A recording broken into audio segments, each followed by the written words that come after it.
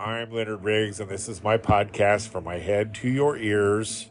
And today I'm going to talk about a more serious subject, and I promise not to be a downer, even though it's a very down subject. I want to talk about dealing with grief. Something I have to deal with all the time. It never goes away. I just want to talk about how I deal, and I hope that I can help somebody with this podcast. I know some friends who are going through some terrible grieving situations, and I can't always understand what they're going through because their situation was different than mine. But grief has one thing in common with all of us. It is life-changing. It does change your life. It becomes a part of your life. And I just want to tell people, you just don't want to let yourself lay down and die. We still have a lot of living to do. I heard the best quote from an old movie that I love, Star Trek II: The Wrath of Khan. Everything I learned from Star Trek, right? No. The great quote was from the movie Star Trek II: The Wrath of Khan, as I said. It was, how we deal with death is at least as important as how we deal with life. And that is very true. You just have to learn to live with death. And it's a hard thing to do. So I'm going to take a break and we'll talk more about this in a minute or two. Thank you. I'll be right back.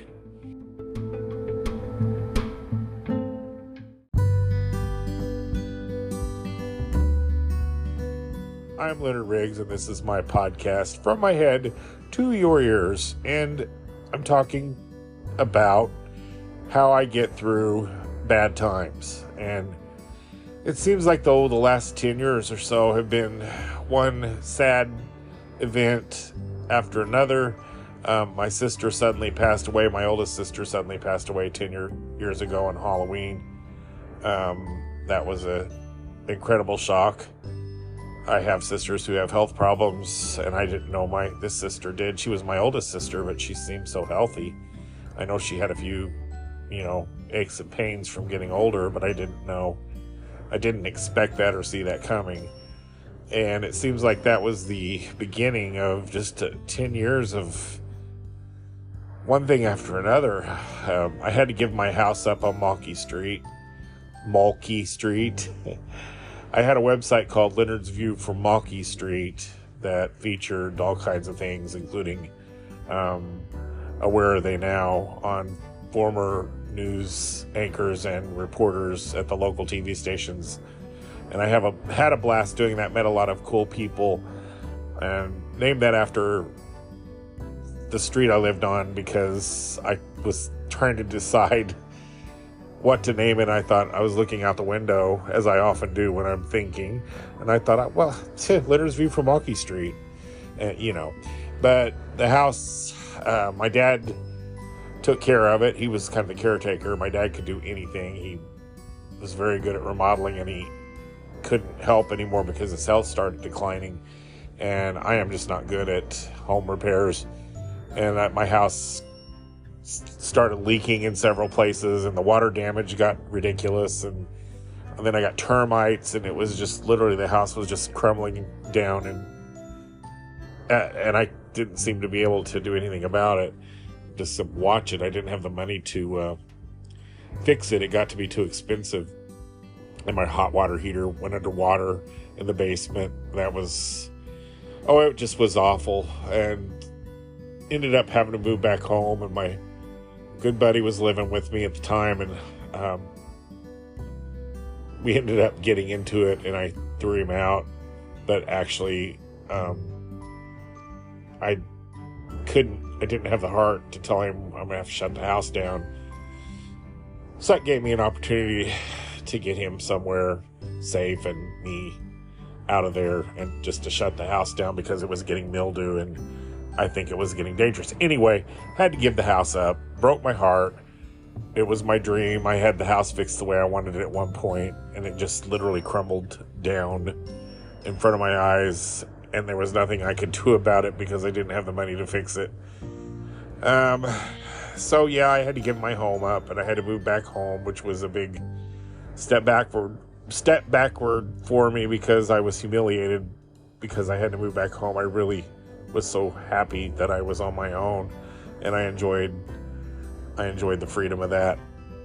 So big step backward. A lot of people don't know that, but yeah, I didn't. It really hurt me a lot, because town gossips have always talked about me somewhat. You live in a small town, and I don't know. I'm a good target. Most people, just to say, people really love me.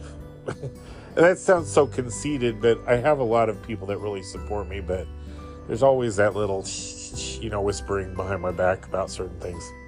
It's okay. I get it. I understand. I talk about people too. It's not something I'm proud of, but people just trying to figure me out. That's all right. It's none of your business, but it's all right. But anyway, I digress.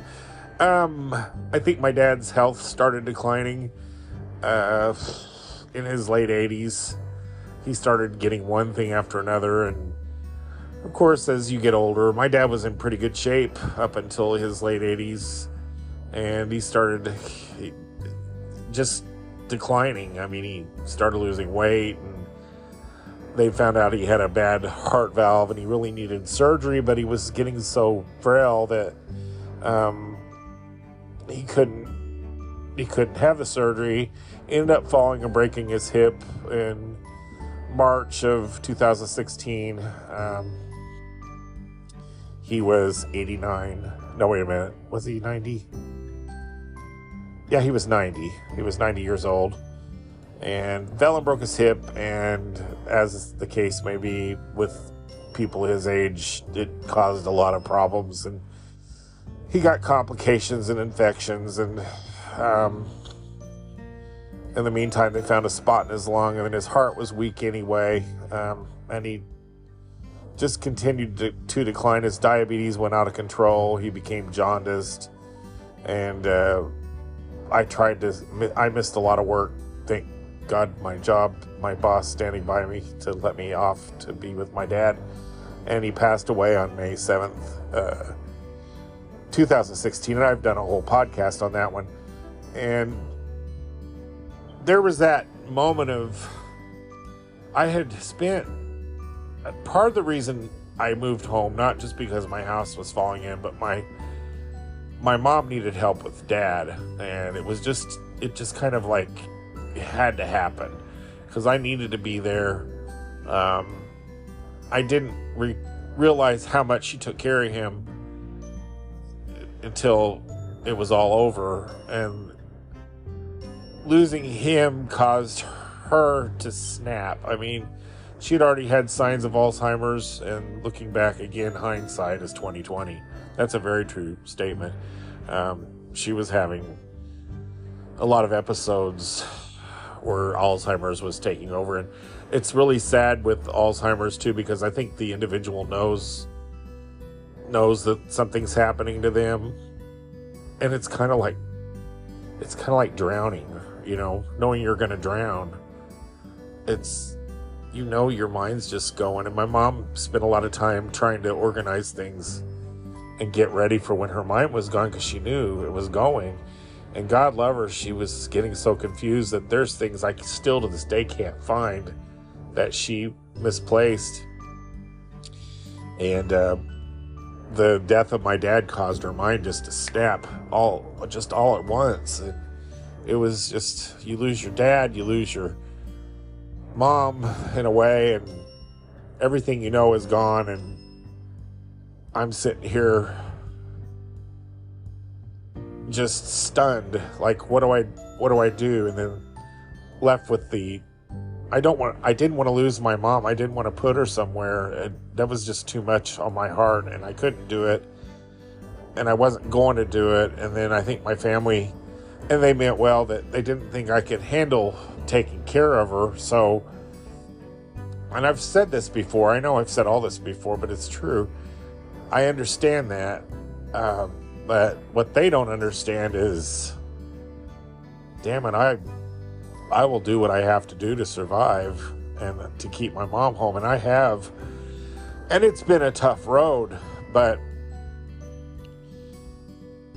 I ended up having to get some medicine to help with my anxiety because I've always had anxiety, but all this put it in overdrive, and I lost I'm going to say this bluntly and a little profanity here. I lost my shit. I did for a little while, and I was probably mean to people, and I started walking, and I started getting in shape, and it really helped my mind a lot, getting out in the sunshine and listening to music, and I met some new friends, and I think that was a good thing too. I think one of my buddies was trying out for the state police, and he was trying to get in shape, and that was kind of that, and inviting me to his wedding, and my buddy Brandon inviting me to his wedding, and I thought, do I really want to look like a fat slob in these wedding pictures? So I actually, as funny as that sounds, that was kind of a catalyst for me to lose some weight and get in shape. And I think all that fresh air and sunshine, and then the local police department officers, including my buddy who was trying to be a state policeman, were putting me on Snapchat without my knowledge because I'm a goofball. And they had just couple of them had just met me, and they didn't quite know how to react towards me. But I guess I made a good Snapchat subject, but I didn't know they were putting me on Snapchat. And then I found out, and I was really aggravated. But then I laughed about it because even if I'm the butt of something funny, I will laugh if it's actually funny. So I did find it hilarious that they were doing that to me. So I got Snapchat, and I didn't know how to maneuver around it or anything. But once I got on there, and once my buddy added me on Snapchat to where I was in control of the laughter, not just people making fun of me, but it was my joke now, and I could be as silly as I wanted to be. And boy, was I ever. I was falling, and I was doing silly things in the backyard. I was spinning around singing The Sound of Music. I understand that people were all gathering around watching my snaps at bars and things. Everybody always liked to come visit me at the store when they were drinking because I'm a real trip. I have a very silly sense of humor, and it comes from the deep shyness and awkwardness of my soul. It just is so awkward, but I don't know. It's what I became known for, this silly joke cracking, impersonation doing idiot. I think one of my former coworkers deemed me the village idiot, and I think she had it correct. I just kind of am the village idiot. Like the Joker, I should put a hat on, one of those little hats with the little things on it. What do you call those? And just, entertain people and be the buffoon. There we go. I'm the town buffoon. Not necessarily the idiot. Sorry, Ruthie. But I enjoy making people laugh, and I enjoy laughing, and I hate feeling bad. So how I got through that with a little help of the anti-anxiety medicine, actually it was a lot of help, and just getting out and getting sunshine and laughing a lot, because when all was said and done, I was in the quiet by myself. Like when I get ready for work in the morning, I would just bust out crying. That was before the anti-anxiety meds. And as happy as I was crying secretly, and I'm not ashamed of that. There's just so many times, when you miss someone, and only if you've gone through it do you understand. When you miss someone you love so bad, it is the worst. It's so it's It's awful. It really is. But I really credit the medicine and the sunshine and the silliness. It was very healing for me. And I got very annoying, though, and I ended up losing my buddy's friendship, and it still bothers me. I really was annoying. I realize that now. I am so sorry to you out there. If you are listening, you know who you are. I hope you can forgive me someday, because I miss you, buddy.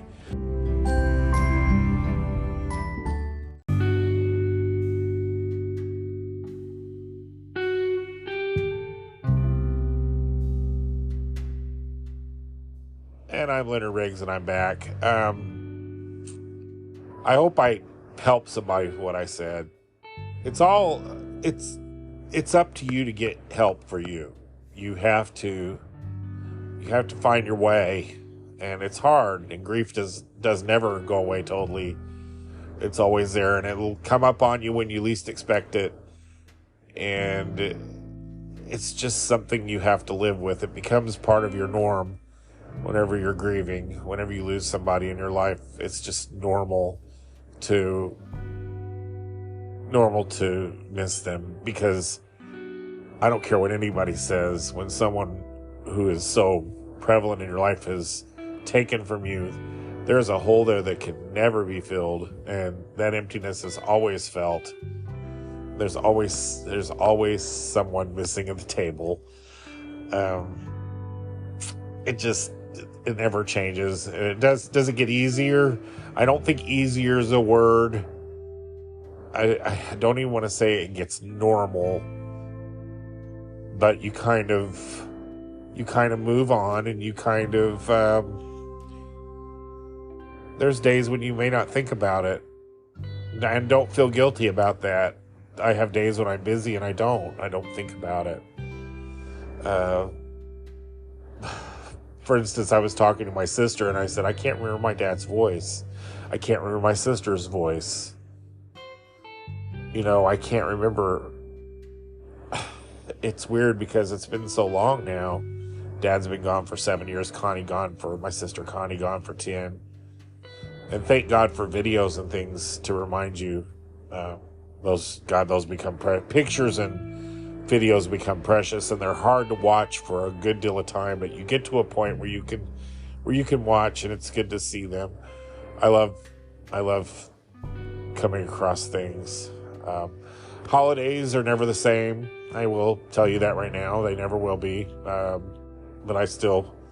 I'm known for celebrating holidays, and I've had to kind of change my holiday celebrating because of work over the years, and now I have to change it because of who's missing. And nothing's the same, but I still will celebrate it in one way or the other. I don't know what I'm going to do when my mom's gone. That's just a strange thought. I know that's coming up real soon, but I don't want to waste time grieving for her now, because I always used to yell at my dad for grieving his death before he died, and I said, Dad, you got a lot of living to do. Will you please live your life? Don't worry about dying. You'll have plenty of time to be dead. Which is terrible, but it was true. I'm like, I have to remember that. Do not grieve my mom until I have to grieve my mom. She's still with me. She's still cute. I still get to kiss her on the head. We still laugh together. I sing to her all the time. I get to kiss her on the head at night. I get to hold her hand. We watch movies together. I still have this precious time with my mom. I think my sisters know that too. It is absolute precious time. I'm very thankful that I have it. I do not regret watching my mom one damn minute, and I'm glad that I'm able to do it. I'm glad I have the gumption to do it. I'm glad I have the strength to do it. And I credit all that to God, who gives me strength and faith. And a lot of people don't believe in God.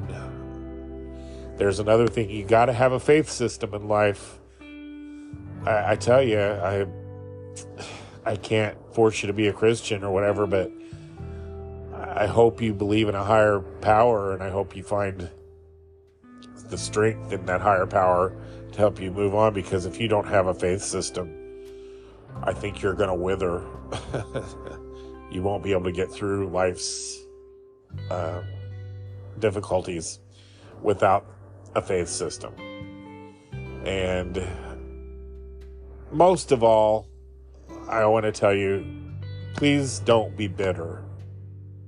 Don't allow yourself to be bitter. I know a friend of mine has lost her brother, and I love you, by the way. You know who you are. To some kind of strange circumstances, and there's a lot of unanswered questions, and she's so angry right now. And honestly, I don't have advice for her, because that's not how I haven't experienced that. I don't know, but I will say to her, don't lose faith. Pray to God every night for strength, and don't wither from that. Don't. Will you ever have answers? I don't know. I hope you do. I hope that she finds peace in her heart to where she's not angry every day. That's something I wished I could give you advice on, but I just can't, because I don't know how that feels, and I haven't experienced that. But I tell you what you can do to help somebody is be compassionate and listen to people. We've all made the mistake when someone's talking to us, how we butt in and try to put our experiences in. Don't do that. Let them talk. Let them get it out of their system. Hold them, hug them, listen. Just listen to people, because that's what most of us who are grieving want more than anything, is to be listened to. And don't ever tell people, get over it. That is absolute nonsense. You can't just tell people to get over it. You have to get over it. No, you don't. Don't say that to people. It just isn't right. Maybe what we have to do is we have to be compassionate towards people. And if you've said that to people, you meant well, I know, but it wasn't the right thing to say. Trust me. It's kind of annoying. But anyway, I didn't want to do this real long, and I'm not weepy today. I didn't want to be. I wanted to be more informative than weepy. I hope I've helped somebody in a way with this podcast. This one came out of nowhere. I was doing a podcast about my cats, actually, and I went to sit down and record another segment. I guess I'll do that one later.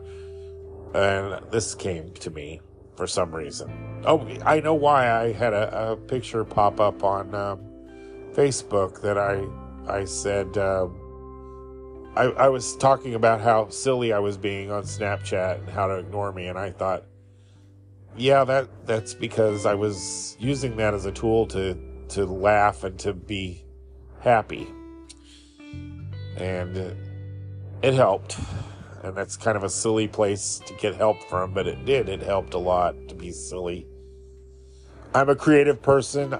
Creative people have to be creative. I got to have that in my life. It helps me get through. It's one of those things. And I thank God I can do podcasts and whatever and get my voice out there. And I hope I can help people with this one, because it's something I know a lot about. But like I said, I don't know a lot about grief situations that I've never gone through. But I can listen. And I can pray for you. So that's the best I can do. I'm going to take a break, and I'm going to wrap this up. You're listening to From My Head to Your Ears, and I'm Leonard Riggs.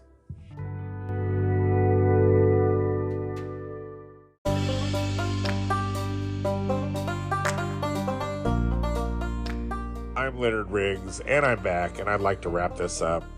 I guess what I'm saying to people out there is, if you're grieving, don't be afraid to talk about it. Don't be afraid to talk it out. Talk to yourself if you have to. Write yourself a letter. Write your loved one a letter. Say what you want to say.